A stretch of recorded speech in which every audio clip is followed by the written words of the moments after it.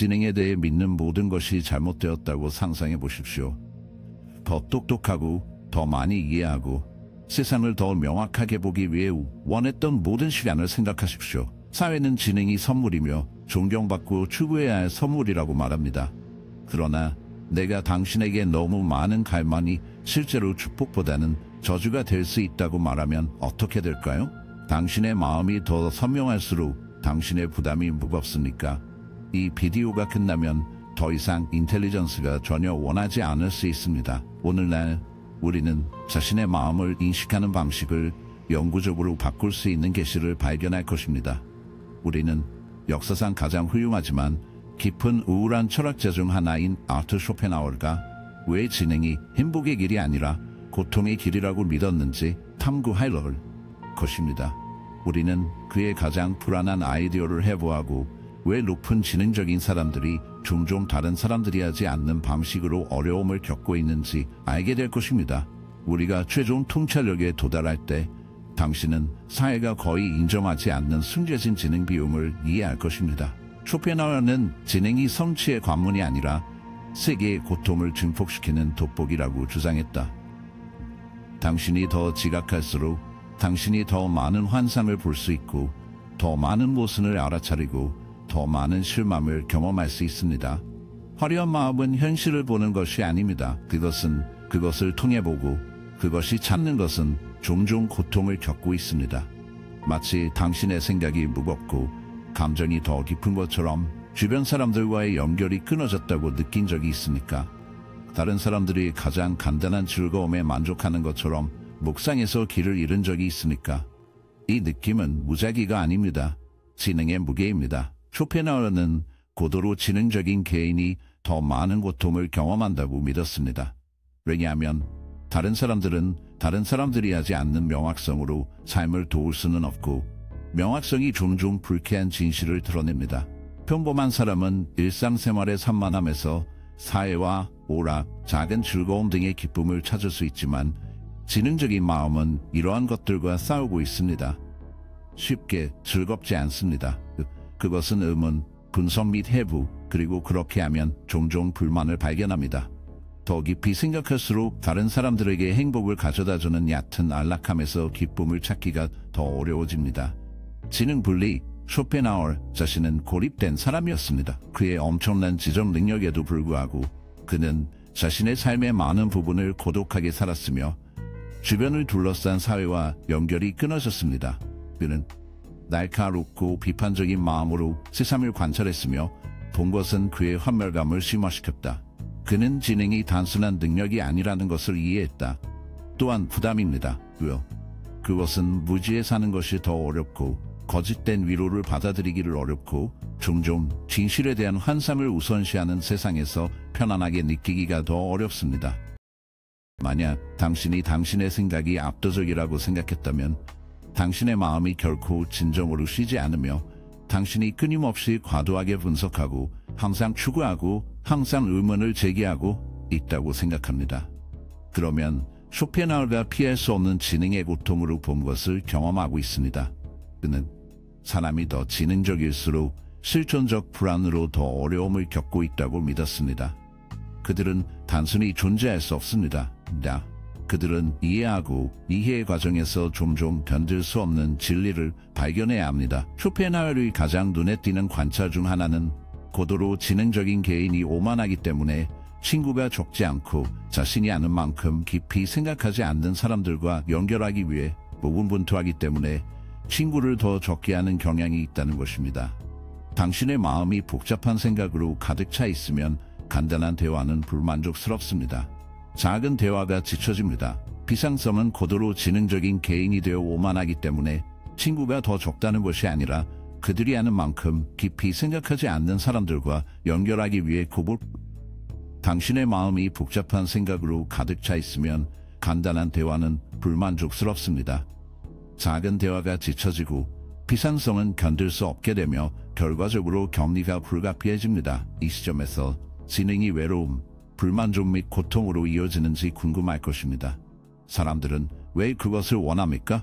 지능이 왜 그렇게 영화롭게 되나요? 진실은 사회는 이론적으로 지능을 칭찬하지만 실제로는 그것을 보상하지는 않습니다. 지적인 개인은 종종 대부분의 사람들이 즐겁게 지키지 않는다는 생각으로 오해, 조롱하거나 씨름하게 됩니다. 그러나 이 모든 것에도 불구하고 진행을 부담일 뿐만 아니라 잠재적인 함정으로 만드는 더 많은 문제가 있습니다.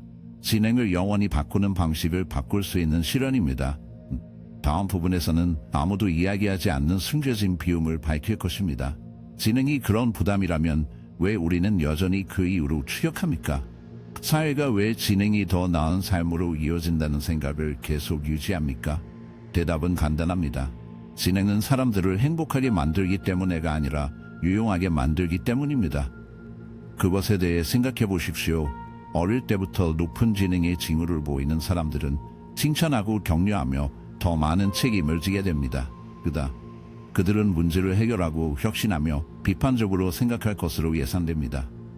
사회는 과학, 철학, 예술 또는 리더십에서 기여할 수 있는 능력을 평가합니다. 그러나 사회가 그들에게 말하지 않는 것은 진행이 감정적 비용으로 온다는 것입니다.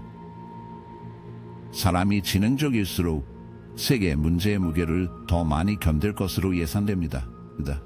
그들은 책임이 있지만 지식은 아니지만 평화는 아닙니다. 쇼펜하우어는 가장 똑똑한 사람들이 다른 사람들이 하지 않는 것을 보았기 때문에 종종 소외감을 느낀다고 믿었습니다. 그들은 인간 존재의 부조리, 행복의 맹렬한 본성, 고통의 불가피성을 인식합니다. 그들은 사람들이 하는 일의 대부분이 단지 이러한 고통스러운 진리에서 자신을 산만하게 하려는 시도일 뿐이라는 것을 알고 있으며, 일단 당신의 이러한 환상을 통해 볼 수 없다면 당신은 그들을 볼 수 없습니다. 당신은 웃고 있는 사람들의 그룹을 보고 외부인처럼 느껴본 적이 있습니까? 당신이 웃고 싶지 않기 때문이 아니라 그들의 기쁨이 일시적이라는 느낌을 흔들 수 없기 때문에 표면 아래에서 생명은 투쟁과 불확실성으로 가득 차 있다는 것입니까? 당신은 자신의 업적의 의미에 의문을 제기한 적이 있고 그랜드의 대상 기획에서 성공과 인식이 진정으로 중요한지 궁금해한 적이 있습니까? 그렇다면 당신은 혼자가 아닙니다. 이것은 진행의 역설입니다. 세상을 이해하는 능력이 반드시 살기가 더 쉬워질 필요는 없습니다. 쇼펜하우어는 가장 지능적인 사람들이 종종 실존적 불만으로 고통받고 있다고 제안했습니다. 그들은 일시적인 성격을 보았으므로 기존의 목표, 즉 돈, 지위, 관계에서 의미를 찾기 위해 고군분투합니다. 그들은 위안이 없는, 답변이 없는 질문을 할 가능성이 더 높습니다. 삶의 목적은 무엇입니까? 우리가 하는 일이 정말로 중요합니까? 항상 행복을 쫓는 이유는 무엇입니까? 이러한 질문은 평범한 사람에게는 어려움을 겪지 않지만 지능적인 마음의 경우 무시할 수 없습니다. 그리고 이것은 진행의 진정한 함정이 있는 곳입니다. 진행을 통해 사람은 더 많은 것을 이해하고 더 깊이 보고 더 분석할 수 있습니다. 그러나 일부 질문에 만족스러운 답변이 없다면 어떨까요? 더 깊은 이해만이 더 큰 좌절로 이어지면 어떨까요? 이것이 쇼펜하우어가 경고한 것입니다. 무시하고 이것은 진행의 진정한 함정이 있는 곳입니다. 진행을 통해 사람은 더 많은 것을 이해하고 더 깊이 보고 더 분석할 수 있습니다. 그러나 일부 질문에 만족스러운 답변이 없다면 어떨까요? 더 깊은 이해만이 더 큰 좌절로 이어지면 어떨까요? 이것이 쇼펜하우어가 경고한 것입니다. 그는 진행이 그것을 피할 수 있는 방법을 제공하지 않고 고통에 대한 인식을 높일 수 있다고 믿었다. 진실에 대한 끊임없는 검색에서 종종 종교, 사회적 전통, 즐거운 추구와 같은 다른 사람들에게 삶을 견딜 수 있게 하는 위안의 환상을 종종 제거합니다. 이러한 것들은 대부분의 사람들에게 앵커 역할을 하며 방향과 안정성을 제공합니다. 그러나 지적인 사람은 이러한 것들의 의문을 제기하고 그것들의 의문을 제기하면 그들은 의미와 목적을 제공하는 환상을 잃을 위험이 있습니다. 이것이 진행이 행복을 보장하지 않는 이유입니다. 실제로 그것은 종종 반대입니다. 역사상 가장 화려한 마음, 쇼펜하우어 자신, 프리드리히 니체, 에밀 츠어라는 심오한 환멸로 강조했습니다. 그들은 세상을 보았고 본 것이 기쁨보다 더 많은 절망을 가져왔습니다. 그러나 여기에 가장 불안한 진실이 있습니다. 진행은 인생을 더욱 어렵게 만드는 것이 아닙니다. 감옥이 될 수 있습니다.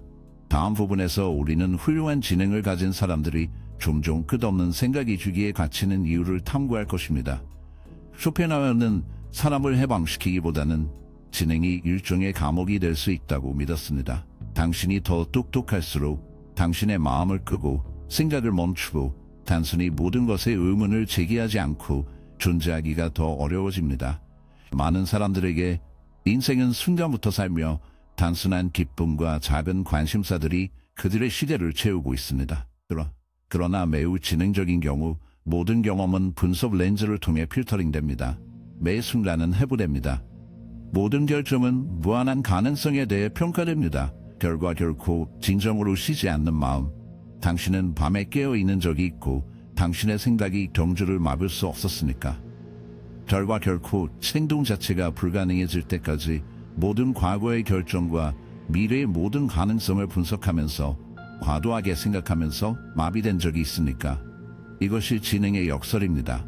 너무 많이 이해할 수 있는 마음은 종종 가장 고통받는 마음입니다. 쇼펜하우어는 이것을 인간 존재의 위대한 비극 중 하나로 보았습니다. 사람이 지능적일수록 자신의 한계를 더 많이 인식합니다. 그들은 자신의 인생에 대한 통제력이 거의 없는지, 그리고 세상이 진정으로 예측할 수 없고 혼란스러워하는지 이해합니다. 그들은 인간의 행복이 얼마나 연약한지, 시간, 상실 또는 상황에 따라 얼마나 쉽게 파괴될 수 있는지 알 수 있습니다. 이 인식은 질서에 대한 마음의 욕구와 삶의 예측 불가능 선에 끊임없는 긴장을 만듭니다. 지능은 또 다른 고통스러운 현실, 즉 소속과의 투쟁을 증폭시키기 때문에 악화됩니다. 사회는 특정 사회 구조의 중요성에서 공유한 삶, 전통에 대한 신념, 진행 중인 신념에 기인한다. 그러나 사람이 더 지능적일수록 이런 것들에 대해 더 많이 질문합니다. 그들은 다른 사람들이 받아들이는 시스템에서 결함을 본다. 그들은 다른 사람들이 사는 가치에서 모순을 본다. 그리고 그렇게 함으로써 그들은 종종 주변 사람들과 연결이 끊어졌습니다. 역사상 가장 위대한 사상가에 대해 생각해 보십시오. 얼마나 많은 사람들이 만족하고 평화로운 삶을 살았습니까? 그들 중 얼마나 많은 사람들이 진정으로 이해된다고 느꼈습니까? 쇼펜하우어 자신은 자신의 불행, 대중에 대한 경멸, 사회생활의 피상적인 좌절로 악명 높았습니다. 훌륭하지만 그는 고독한 삶의 대부분을 살았으며 궁극적으로 광기로 내려갑니다. 평화로운 삶, 그들 중 얼마나 많은 사람들이 진정으로 이해했다고 느꼈습니까? 쇼펜하우어 자신은 자신의 불행, 대중에 대한 경멸, 사회생활의 피상에 대한 좌절로 악명 높았습니다. 그는 혼자가 아니었다. 훌륭하지만 그는 고독한 삶의 대부분을 살았으며 궁극적으로 광기로 내려갑니다. 절망의 또 다른 철학자인 키어가드는 한때 지능이 인생이 의미가 없다는 것을 이해하는 능력이라고 썼다. 이 사람들은 단순히 비관론자가 아니었다. 그들은 지능이 행복을 거의 불가능하게 만드는 결론으로 이끌었던 사람들이었습니다. 그러나 이 고통은 단순한 외로움에 관한 것이 아닙니다. 또한 피할 수 없는 지식 자체의 무게에 관한 것입니다. 역사상 가장 지능적인 사람들이 우울증, 불안 및 실존 위기로 어려움을 겪고 있는 이유가 있습니다. 당신의 마음이 너무 많이 이해할 수 있을 때 당신은 인간 존재의 부조리를 볼 수는 없습니다. 당신은 사람들이 어떻게 지속되지 않을 것들을 쫓는지 봅니다. 문명이 어떻게 상승하고 떨어지는지, 인간이 어떻게 같은 실수를 반복하는지 봅니다. 당신은 얼마나 연약한 삶, 행복한 행복이 얼마나 될지, 피할 수 없는 고통이 얼마나 되는지 알 수 있습니다. 그리고 일단 당신이 이런 것들을 보면 그들을 보지 않는 것은 거의 불가능합니다. 이것은 지능의 진정한 저주입니다. 그것은 사람이 행복한 무지 속에서 살 수 있게 하지 않습니다.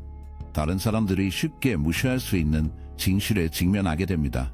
그것은 그들이 행복의 맹렬한 본질, 사회를 함께 유지하는 환상, 고통의 불가피성을 인식하게 합니다.